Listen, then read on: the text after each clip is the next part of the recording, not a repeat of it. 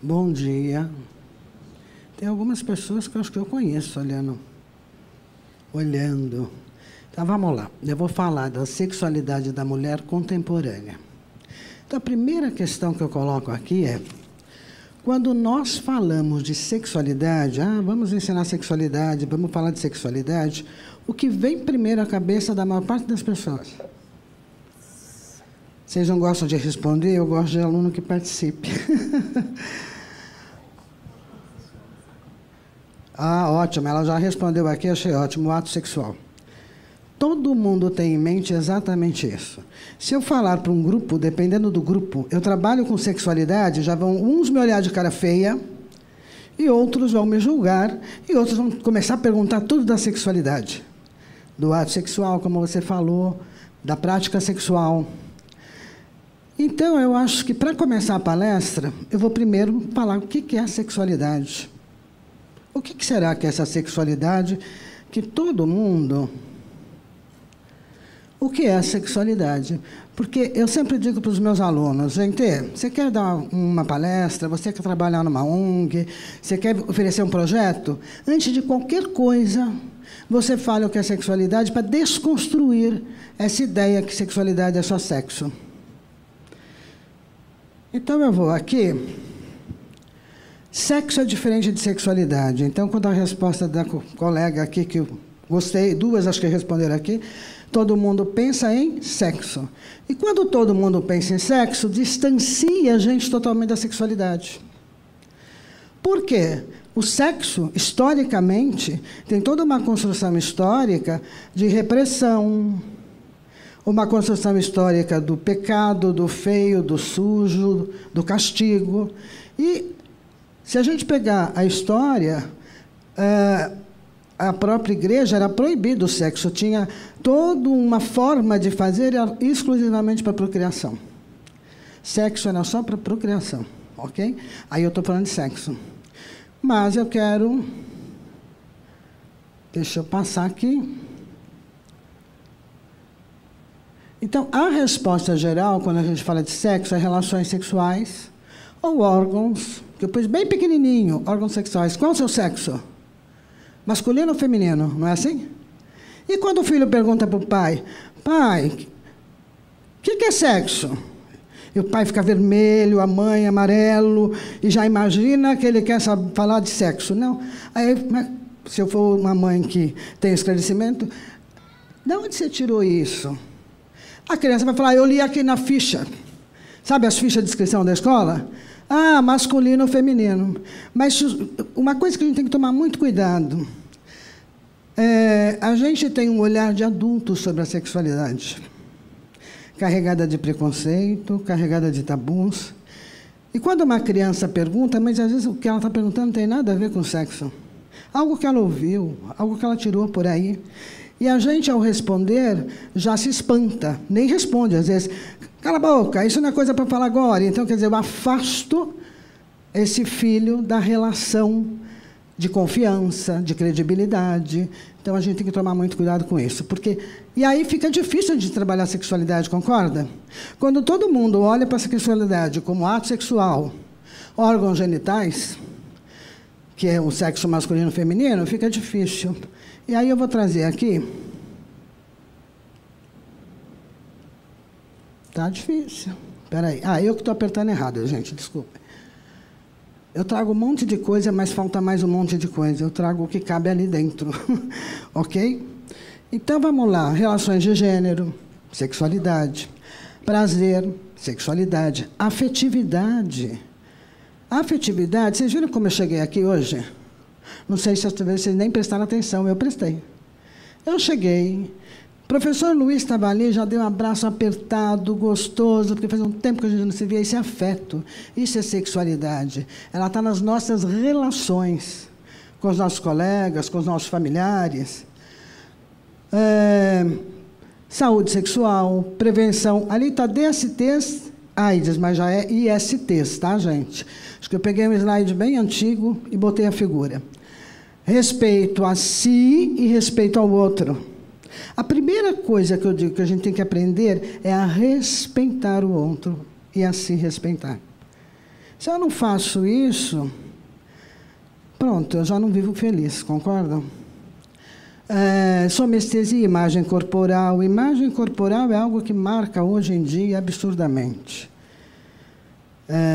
Todas as mulheres usando um monte de filtro nas redes sociais, não é? Para parecerem mais bonitas. Então, existe também toda uma questão dessa imagem, da nossa construção da autoestima, da nossa construção da autoimagem. Começa desde o momento que eu nasci, na minha amamentação, olhar para mim, o olho no olho. O afeto que você dá para essa criança, que nasce totalmente dependente da gente, é bem essa questão de depois essa criança desenvolver uma boa autoestima, uma boa autoimagem. E a gente não tem o menor conhecimento disso, né? Porque não começa depois, começa lá atrás. Aí eu coloco aqui constituição de laços afetivos e familiares. Eu acabei de falar do afeto, peguei o exemplo do abraço no Luiz, professor Luiz. Direitos sexuais e reprodutivos, relacionamentos amorosos. Vocês acham que é só sexo? Não, é toda uma construção de afeto, de carinho, de comprometimento, de compromisso, que estão ali embarcados. Ok? E várias outras coisas. Eu ficaria horas falando só de relacionamentos amorosos, que é uma matéria que eu administro e amo. Gravidez indesejada ou inoportuna. Eu prefiro inoportuna, né? Mas a gente tem várias discussões aí na adolescência. Superação de tabus, preconceitos, no contexto sociocultural. A gente tem um conjunto de crenças e valores. E essas crenças estão estritamente ligadas, quando eu digo eu trabalho com sexualidade. Nossa, essa mulher fala de sexo? Não, eu falo de sexualidade, eu falo de relacionamentos amorosos, eu falo de diversidade, eu falo dos mitos e tabus, eu falo de um monte de coisas que estão envolvidos dentro da sexualidade. Por isso que eu coloco ali conjunto de crenças e valores. E a sexualidade, gente, é uma construção biopsicossocial. Não dá para separar essas questões. Ok? Ficou claro que o sexo faz parte da sexualidade? Sim. Está ali dentro, não está ali dentro da bolinha verde? Sim. Mas é uma parte. E o restante que está envolvido? Que as pessoas desconhecem. Então, se a gente começar a propor um trabalho onde eu desconstruo a ideia do sexo, eu consigo, às vezes, entrar para fazer esse trabalho. Se eu não desconstruir essa ideia do sexo, de que é só sexo, eu continuo a ter relações afetivas, por exemplo, cheias de conflitos. Tem lá um monte de tipos de conflitos que existem, como mediar isso e como trabalhar isso. E envolve totalmente a questão da sexualidade. Eu peguei a definição da Organização Mundial de Saúde do que é sexualidade. Eu vou precisar de água. Eu falo porque eu estava bem...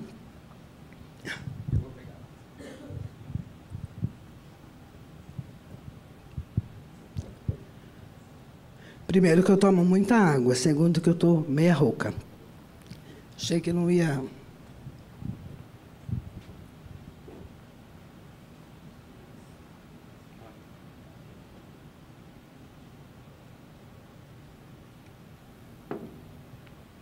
Desculpem, gente, mas... essa coisa aqui da garganta tá ruim, viu? Então, trazer a definição, só para a gente ter uma ideia, outra proposta que eu faço para as pessoas. Peguem a definição de sexualidade e discutam, e vejam o que ela é. A primeira parte da definição eu acho fundamental. Ela é enorme, tá? Eu vou destrinchar. A sexualidade forma parte integral da nossa personalidade. Epa! A sexualidade forma parte integral da nossa personalidade. É uma necessidade básica, é um aspecto do ser humano que não pode ser separado dos outros aspectos da vida. E as pessoas separam direto, né? A sexualidade é como se fosse algo que tem que ser escondido, que ninguém pode falar. Mas por quê? Porque estão pensando em sexo. Né? Estão pensando na intimidade. A intimidade é intimidade. A intimidade é uma coisa. Mas eu vivo uma vida construindo pessoas, educando pessoas, criando pessoas, e a sexualidade está presente o tempo todo aí, na forma que eu lido, na forma que eu trato. Agora eu reconheci uma, eu falei, estou vendo os rostinhos conhecidos. A sexualidade não... Olha o que está escrito ali, o mais importante, a sexualidade não é sinônimo de coito. O que é coito mesmo? É o que ela falou no começo, né? A relação sexual. A própria definição diz que ela não é sinônimo de coito. Por isso que eu falei que é uma parte pequenininha da sexualidade. Falamos de sexo também, sem dúvida. Mas não só sexo, né? E não se limita à presença ou não do orgasmo. E a gente vive uma cultura que tem que ter orgasmo, tem que ter orgasmo, tem que ter orgasmo. Não é assim hoje? E a lei está dizendo que não se limita à presença ou não de orgasmo. Ou seja, não é o sexo, o orgasmo, mas é tantas outras questões aí que envolvem a sexualidade. E eu posso ter uma relação... Meu esposo chega em casa... Estou pegando exemplos, tá, gente? Vou dar alguns hoje aqui. E, de repente, me pega pela cintura, a gente vai jantar. Pô, não é gostoso? Não é prazeroso? Eu preciso só de um ato sexual para falar de prazer?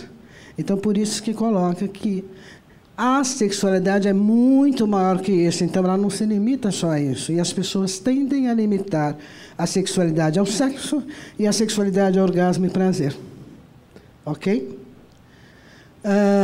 É uma energia que motiva a encontrar o amor, contato e intimidade.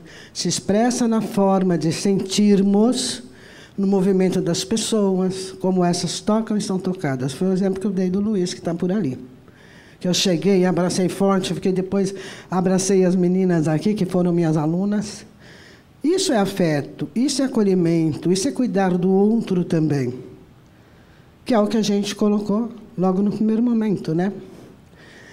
A sexualidade influencia pensamentos, sentimentos, minhas ações, as integrações e, portanto, a minha saúde física e mental. E realmente influencia muito a saúde física e mental. Eu atendo na clínica um monte de mulheres ou homens que procuram com, entre aspas, demandas de sexualidade. Mas você começa a olhar, existem demandas só do problema da sexualidade, mas muito está embutido no histórico. O histórico da construção dessa pessoa. Então, a gente tem que ter um olhar para essa saúde física e mental que acaba sendo prejudicada com a forma que eu fui criada, com a forma que eu vejo, o quanto eu me sinto culpada. Porque é bem assim, né? A gente se sente culpado o tempo todo e aí as coisas complicam. Se saúde é um direito humano fundamental, direitos humanos, né? Saúde é um dos direitos humanos fundamentais. A saúde sexual também deveria ser considerada um direito humano básico. Peraí, se ela deveria ser considerada um direito humano básico, a gente deveria estar ensinando isso, não deveria? Como se relacionar, como cuidar do próprio corpo, como educar para evitar uma violência, para evitar um abuso. Tudo isso tem a ver com sexualidade. E a gente vê isso direto, né? Nos noticiários acontecendo e ninguém enxerga que vai além só do núcleo familiar, mas invade toda uma questão da educação. A saúde mental é a integração dos aspectos sociais, somáticos, intelectuais e emocionais de maneira tal que influenciam positivamente a personalidade e a capacidade de comunicação com as outras pessoas e o amor. Quer dizer, a minha comunicação já é feita. Quando eu coloco isso, sempre eu penso assim, se eu fui criado, educado, olhando para a minha vida, para a minha construção, de uma forma positiva, certamente eu teria uma vida com um olhar mais positivo e uma qualidade melhor de vida. Agora, se eu tenho uma educação respaldada em aspectos de culpa, de julgamento, eu tenho uma percepção muito negativa. E aí começam alguns problemas a surgirem. E a sexualidade faz parte disso, e nós sabemos que é uma repressão enorme com relação à sexualidade. Até aqui tudo certo? Gostaram da definição? Já tinham visto alguém aqui? A maioria não vê mesmo, gente. Parece que fica tudo engavetado, porque todo mundo pensa que é sexo, não é assim? Se eu acho que é sexo, eu não vou procurar nada. Então, elas ficam E a gente fala muito sobre essa definição, exatamente. Se eu vou num lugar oferecer um projeto, trago a definição, comento os trabalhos, pô, eu vou desconstruindo essa ideia de que é só sexo, ok? Agora, eu acho que vem um vídeo para a gente discutir uma outra questão.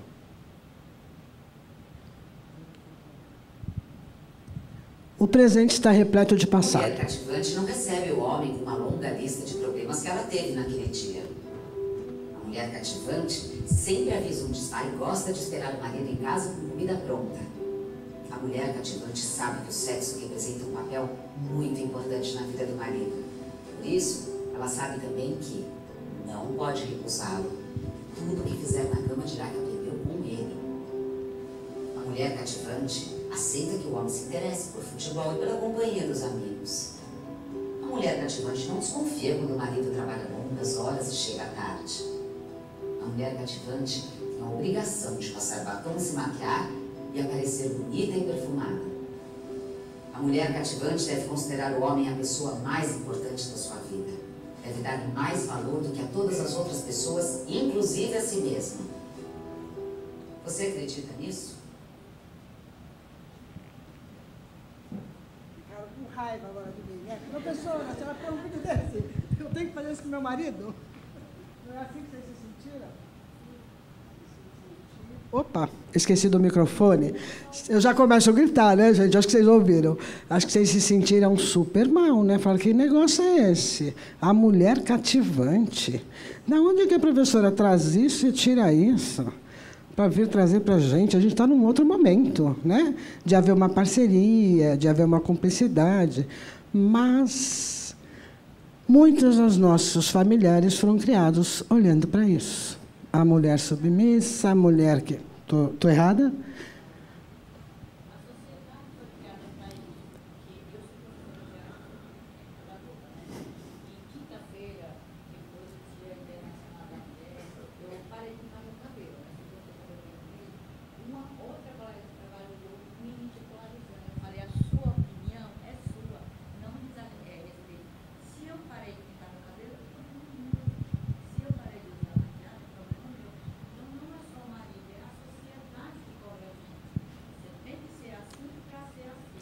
Exato, a sociedade cobra isso. Já pegou uma primeira informação. Quando eu vejo esse vídeo, é o que você falou.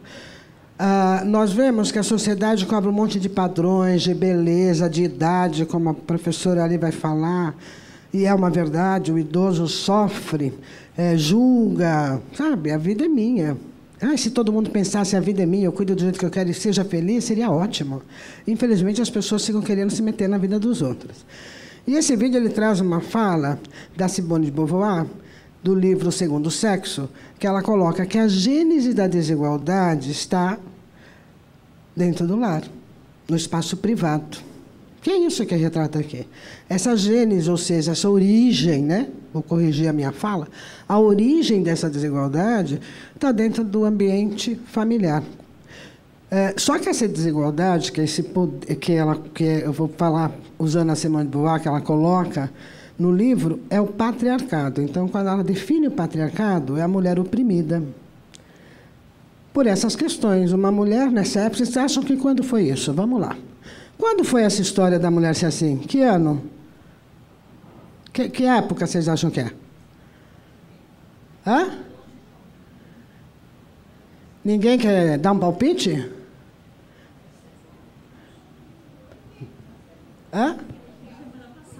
Semana passada. Vocês estão vendo como ainda isso existe. É isso que eu quero entender. Como que isso ainda existe? De onde eu tirei isso? Vamos lá. De uma revista muito famosa, Seleções, que entrava nos lares de todo mundo. Não sei se vocês conhecem ou ouviram falar. Meus pais assinavam, eu recebia Seleções em casa e lia, devorava aquelas Seleções. Seleções do final do ano de 69, década de 70, entrando na década de 70. É ontem, gente. Eu estou errada? Então, vocês concordam que respinga ainda tudo isso na nossa educação, na nossa criação, na nossa sociedade?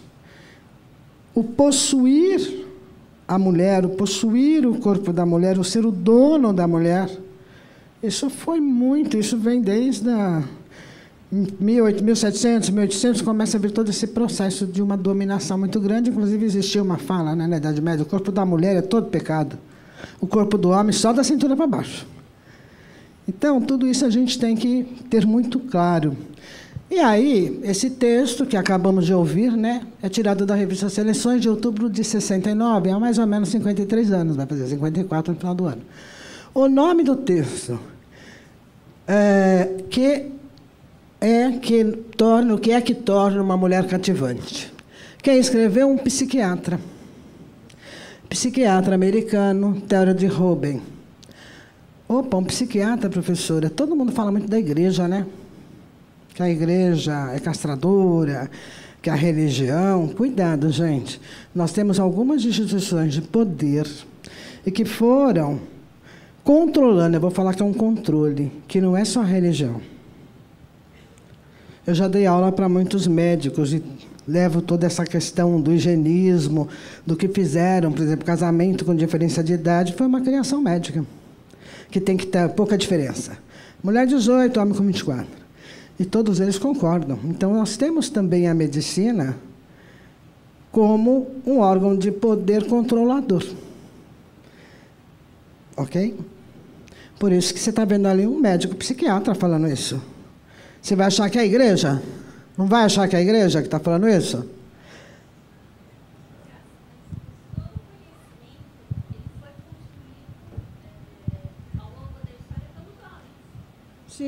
Sim, as mulheres não têm o protagonismo que têm os homens. Até hoje eu não fico inconformada. Meu esposo está por ali e sabe bem disso. Ele sabe que eu fico doida. A gente sobe do litoral para São Paulo e placa dos túneis, tudo nome de homem, nome de homem, nome de homem, nome de homem. Eu fico doida. Raras as ruas com nome de mulheres. Raras. E quando eu vejo, eu fico feliz, não fico? Eu falo, opa, essa tem nome de mulher. Mas aí você passa uma meia dúzia, 10, tudo com nome de homem, gente. É o que você falou. A história escrita por homens... Há um julgamento de uma, entre aspas, vou colocar, como se a mulher, o segundo sexo mesmo traz isso, fosse o segundo sexo, fosse o inferior. Então, a gente tem muito essa questão da inferioridade, né? Oi? Se me permite, são nomes de mulheres que fizeram trabalhos voluntários ou assistenciais. Não são mulheres de poderes políticos. Por exemplo, nós somos aqui exatamente numa rua que a mulher era assistencialista. Ô, Luiz, você não quer falar aqui? Você está falando do nome das ruas, que eu fico incomodada. Poxa, você faz um trabalho, anos trabalhando, desenvolvendo as coisas, depois você não tem um nome em lugar nenhum. Os nomes que tem são sociais, não são de trabalhos sociais? Eu posso ficar quieto, não aguento. Faz parte. Não é meu lugar de fala aqui, tá? Aliás, é uma coisa que eu vou falar sobre isso. O nome das mulheres de rua são mulheres que não têm poder político. Vamos dizer assim, não foram grandes guerreiras, né? Geralmente são trabalhos ligados a trabalhos assistenciais, trabalhos voluntários. Maria Paula, Ana Nery. Então, não tem essa representação política como, por exemplo, Getúlio Vargas. Esse é o contexto que eu coloquei. Obrigado. Obrigada, meu amigo. Eu só fico feliz que eu vejo o nome de mulher, mas já comentei isso com ele, que eu achava que era freira, só tem nome de freira, madre não sei o que lá. E nós ficamos para o segundo plano, por sermos tidas como o segundo sexo. Obrigada, viu, Luiz? Luiz, quanto tempo eu tenho? Só para me nortear, para não me perder. Hã? 20 minutos. Então dá. Então eu vou ter que... É muita coisa. Quem concorda com essas afirmações não é machista, é escravagista. Não é assim? É uma escrava que você quer dentro do lar. Por isso vocês ficaram tudo horrorizadas. Tem que lavar, passar, cozinhar, ficar esperando, não ficar brava. Você não quer uma mulher, mas uma escrava. Trate de mudar, mocinho. Por que eu falo trate de mudar? Se for um livro, vai parar no sebo. E se for um homem, vai parar na delegacia, não é assim? A gente tem a Lei Maria da Penha hoje. Pelo menos se dá certo ou não. Tem casos que sim, tem casos que não. A gente acaba vendo por esse tipo de tratamento, que também, eu gostaria de trazer uma coisa aqui, eu sei que eu faço um diferencial aí. As pessoas falam muito, né, que as mulheres sofreram muito, sofrem muito, e os homens também, cada um na sua maneira. O homem não pode chorar, o homem não pode mostrar emoção, o homem... E tem mulheres que, se o homem for assim, nem aceita, gente. Se cada um de nós pudéssemos ser nós mesmos, talvez fosse melhor. Então, eu sempre coloco até em aula a questão das mulheres e do masculino que também sofre. Tem um suicídio enorme em países que fazem campanhas até do masculino por também sofrer uma pressão. O poder não vem só sobre a mulher, vem sobre o homem também. Fala. Ixi, não vou te ouvir. Vem aqui.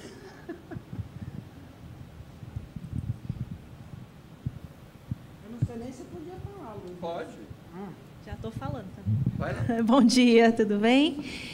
Não, o que eu quero dizer é assim, né? Que tem uma cobrança referente ao masculino muito forte da própria mulher. Porque se o homem não pode ter escolha de não querer ter sexo. De repente, ele não tem uma afinidade, não rolou uma química com aquela mulher, e aí ele quer fazer uma escolha de não se relacionar com ela, e aí ela taxa a masculinidade dele com isso. E outra coisa aí. Gente, o homem pode dizer não, e a mulher também, pelo amor de Deus. Mas o que a mulher pensa na hora? Não está mais interessada em mim, deve estar interessada em um outro.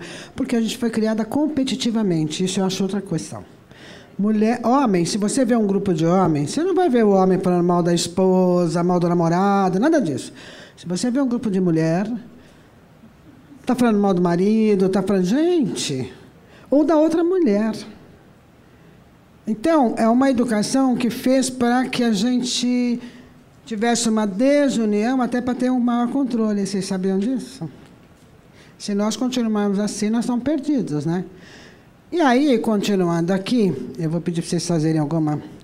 A repressão com relação ao exercício da sexualidade feminina, que existe uma repressão muito maior para o lado da mulher do que para o lado do homem, ainda se faz presente, por isso que eu passo esse vídeo. Esse vídeo, ele respinga até hoje. Essa educação, ela respinga até hoje, ela não sumiu. Eu não posso falar, estamos tudo ótimo, tudo bem, não, estamos em transformação e lenta. Em transformação e lenta, tá? Sendo atualizados isso é atualizado, ela acabou de atualizar quando me trouxe esse exemplo, nas nossas experiências cotidianas. E são super atualizados. Eu teria um monte de exemplos aqui.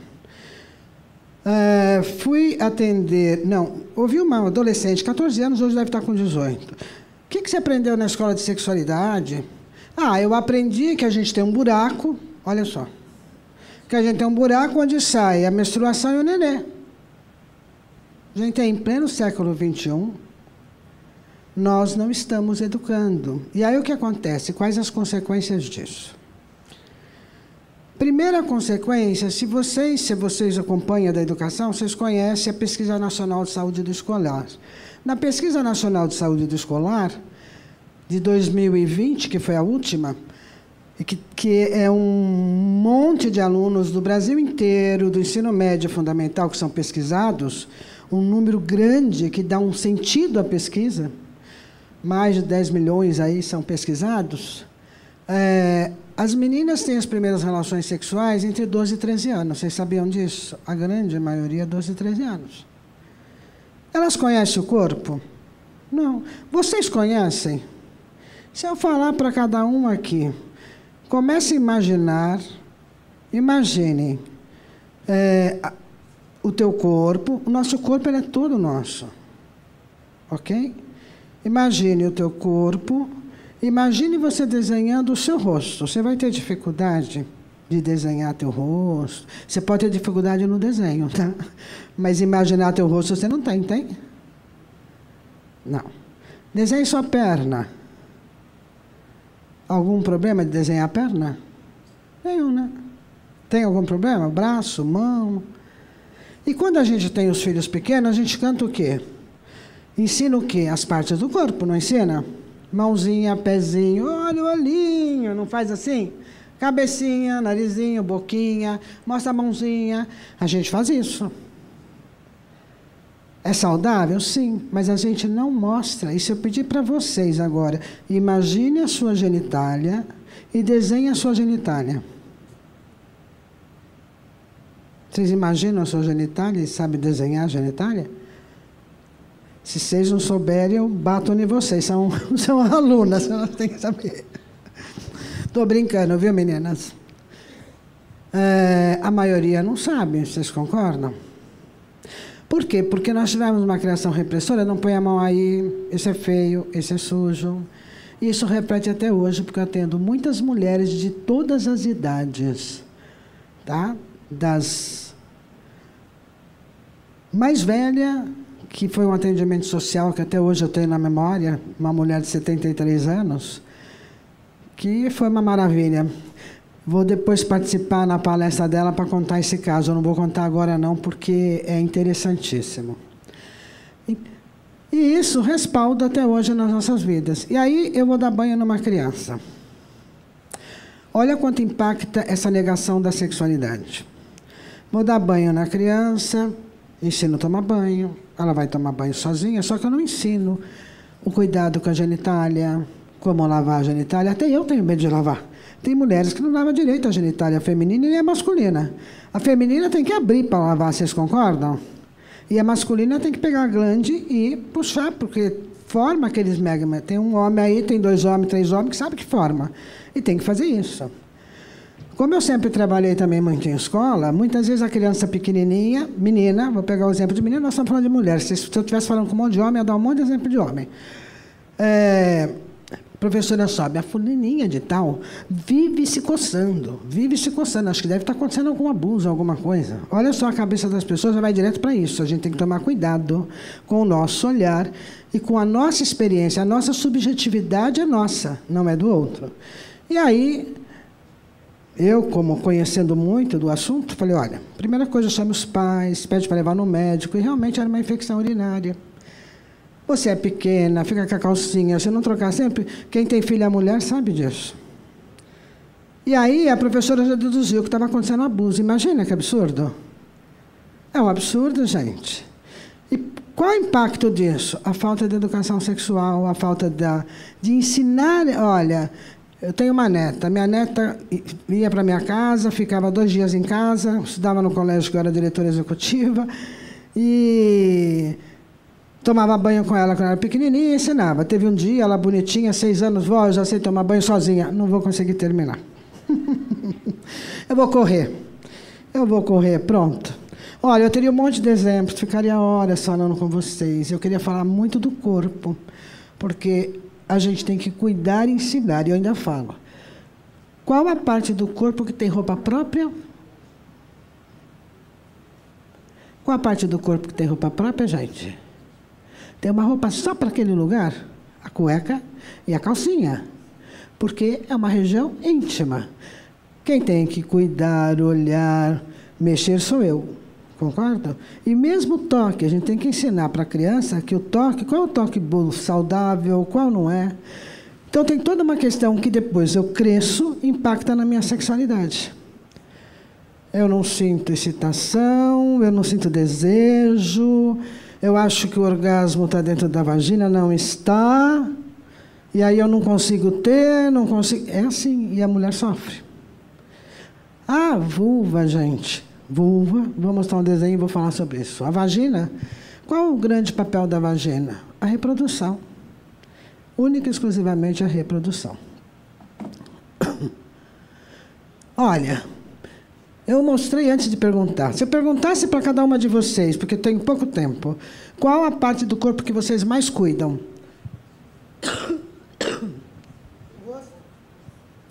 Acertei quando eu coloquei essa imagem. O rosto. Passa creme, maqueia o rosto, olha no espelho. E a minha vulva, e a minha genitália? Que é tão importante quanto o meu rosto, faz parte do meu corpo, eu nem toco. Eu atendo mulheres novas, meia-idade, senhoras, que nunca se tocaram, que têm uma dificuldade enorme em se perceber, em se autoconhecer, que é fundamental. Primeiro é eu comigo mesmo. Não é o outro. Aliás, cuidado com essa fala, não estou dando prazer para o outro. Não, o prazer é do outro. Ele que tem o prazer dele. Esquece essa coisa que eu tenho que dar. Não é assim, a sexualidade não funciona assim. Quem quiser saber mais, nos procure, mas ela não funciona desse jeito, que todo mundo acredita. Então, a gente dá muita importância para o rosto, esquece. Nossa, professora, a senhora trouxe esse monte de imagem? Então, vamos lá. Vamos lá. Eu usei essa imagem no atendimento social com uma cliente que tinha vaginismo. Essa imagem é de um artista, é feita em gesso, ok? Foi toda moldada, tem várias imagens. E eu pedi para ela fazer o negócio do espelho, ela não fez a primeira. Quando ela fez, ela fala como toda mulher é tão feia. Quando eu mostrei isso para ela, que é um dos meus materiais de atendimento, quando eu dei na mão dela, ela olhou e falou, nossa, são todas diferentes. Eu falei, todas lindas. Você já levanta a autoestima do outro, e todas lindas. Cada uma de nós temos o nosso estilo, o nosso modelo, o nosso desejo. E tinha uma religião evangélica bem, não lembro mais o nome, que eu tinha que trabalhar essa imagem em preto e branco, porque tem imagem colorida, tem um monte de outros recursos. Mas eu acho que foi libertador para ela. Uma pessoa casada há quase 5 anos, nunca teve uma relação sexual, tinha medo da penetração por causa da educação, por causa de uma série de questões. Isso tem vários casos, tá, gente? Estou falando um. E que, de repente, no exercício, me fez pegar esse... Chama-se a muralha da vagina. Esse nome está certo para essa imagem? A muralha da vagina? Não, está errado. É a muralha da vulva. Toda essa nossa parte é vulva. Vagina é que nem a minha boca. É um buraco virtual, que se preenche ou não. Não tem essa de a vagina vai ficar larga, não existe. A boca fica larga? Fecha a boca. Está toda preenchida a boca? Tá? A vagina é igualzinha, fica toda preenchida. Ok? Então, esse negócio que ficou velha, né? Você vai falar de idade, que eu adoro, é outro tema que eu adoro, e acha que vai ficar... Não, não é nada disso que acontece. Mas tudo bem, nós chegamos lá. E aí, o que eu trago aqui... Opa, peraí, deixa eu voltar para trás. Grandes descobertas ainda ocultas. Lembra que eu falei que a gente tem o poder da igreja, da medicina, etc, etc. Por que eu falo grandes descobertas ainda ocultas? Apesar de vocês verem vídeos, ouvirem falando, do clitóris, não sei o quê, ou seja... Por que a mulher tem muita dificuldade de sentir prazer dentro da vagina? Porque é um canal de reprodução, não é um canal de prazer. E aí eu trago aqui, olha, do outro lado do mundo viveu a pioneira, a quem as mulheres e os homens devem muito em termos de prazer sexual, Ellen O'Connor. Não foi apenas a primeira australiana especializada em urologia, ou seja, a primeira mulher da Austrália especializada em urologia, que é um médico para homens, né? O urologista, então é difícil aceitar em mulheres, hoje mais. Ela também descreveu com todos os seus elementos a anatomia completa do clitóris, numa data bem recente. Então, o clitóris é algo novo, né? Que é o órgão do prazer da mulher. E a maioria desconhece isso, tá? A maioria nem toca, nem sabe, nem quer, e não está nos livros didáticos. Sabe o que a gente vê no livro didático? Aparelho reprodutor. A gente só trabalha aparelho reprodutor. Isso também é um aparelho feminino.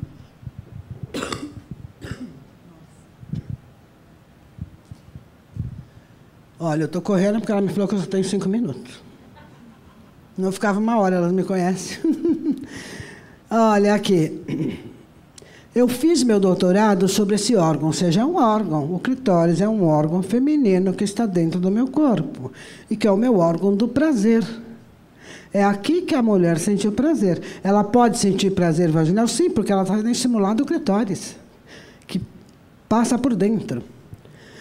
Isso me deu uma pista de que poderia haver um problema maior. E provei que havia. O livro de anatomia no qual estudamos para ser cirurgiões, Anatomia de Gray, Henry Gray, o livro foi escrito em 1858. tá? Então, um livro antigo, mas que foi reescrito por outros autores. Uma espécie de Bíblia, né? Uma Bíblia para a medicina. Para nós estava, francamente, deve ter sido errada. Anatomia de Grey, uma espécie de Bíblia, já tinha lido. Afirma que o clitóris é como um órgão masculino, apenas menor, e não descreveu mais. Ele localizou, sabia que tinha esse órgão, falou que era igual ao pênis, só que pequenininho, então não vou dar atenção. E aí ficou. Então, gente, quando a gente volta aqui para trás e vê que a primeira vez que a gente soube foi em 1998, as mulheres que se tocam, as mulheres que têm autoconhecimento, sabem da existência, sentem isso e sabem que ali que dá prazer e ponto. Só que são muitas, não são poucas, porque se tocar é pecado.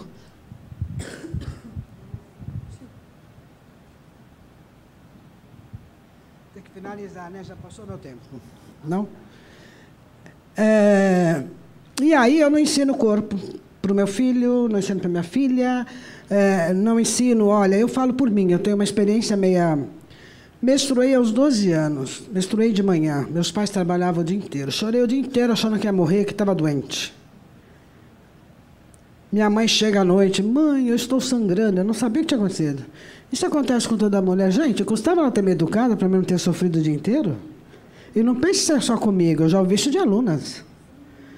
Então, eu acabo deixando, quando eu não dou cuidar do corpo, cuidar do toque, cuidar de si, o afeto, o ouvir, aprender a ouvir. A maior parte das pessoas não tem escuta. Não tem escuta, não tem uma conversa harmoniosa. A maior parte das pessoas reagem, são reagentes. E isso detona qualquer relação. Ok? Então, se eu educasse, evitaria o número enorme que a gente tem de abuso, porque ele ia aprender a se cuidar, a olhar, se acontecesse alguma coisa, a autoconfiança na minha primeira resposta.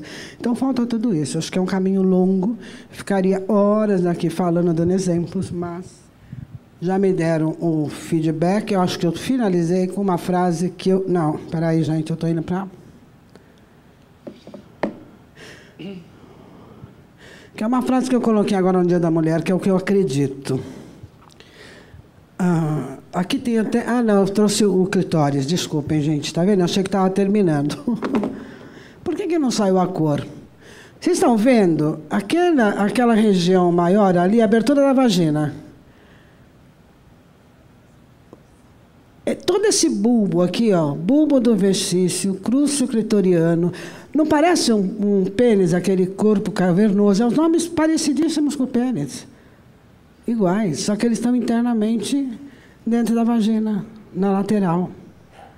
E aí um monte de gente nem sabe que a gente tem esse órgão sexual, que é o órgão do prazer da mulher. Se ela descobre isso, ela vai estar muito bem. Quem descobriu já, parabéns. Mas a maioria desconhece. E outra, é o que eu falei, é uma descoberta ainda oculta, porque ela não aparece nem na medicina, ninguém dá importância, nem nos livros didáticos, quer dizer, ela não existe. Por quê? Lembrando de Simone de Beauvoir, como eu falei, é o segundo sexo. Ok? E aí a gente entra numa... E aí, para finalizar, eu coloquei essa frase no meu Instagram, está ali, se alguém quiser me acompanhar, Graça Tessarioli. Seja uma mulher que levanta outras mulheres. Eu faço uma crítica muito grande, porque quantas vezes eu entro, sei lá, a mulher foi abusada, vou falar da gravidez, a mulher engravidou novinha, não sei o quê, todo mundo fala. A mulher engravidou idosa, que nem a atriz aí, um monte de mulher, gente, indo lá falar mal. O que é isso? Não existe uma união. Eu fico muito triste quando eu vejo que a própria mulher julga outra mulher em vez de se unir. Nesse ponto, os homens são muito mais unidos do que a gente. Tem as suas brigas, tem as suas competições, sei lá, não estou, mas são mais unidos. Você não vê um cara detonando o outro socialmente. A mulher detona a outra socialmente. Então, vamos aprender a ser uma mulher que levanta outras. Eu tenho um prazer enorme de ter ajudado muitas mulheres na minha vida. Eu acho que isso que eu levo como legado até. Mulheres, homens, mas muitas mulheres. E essa percepção de nos acolhermos, estarmos juntas e nos unirmos. E parabéns pelo dia 8 de março aí, viu, meninas? Espero que tenham... Eu corri um pouco. Obrigada, viu? Muitíssimo obrigada. Obrigada. Eu agradeço à professora mestra Graça Margarete de Souza Tessarioli pela palestra. Vamos dar seguimento, e é evidente que eu não posso ficar calado. Aquela imagem, o mural, é de uma artista inglesa, a página dela no Instagram é The Vulva Gallery. Um fato curioso para complementar, surgiu um questionamento interno dela de que se todas as vulvas eram iguais. E ela jogou na internet para as mulheres mandarem fotos das suas vulvas. Então ela faz uma arte, não sei se alguém aqui já viu ou não, mas é um trabalho muito legal de acompanhar, porque ela caracteriza essas vulvas. Então, se vocês quiserem conhecer, está aí uma dica.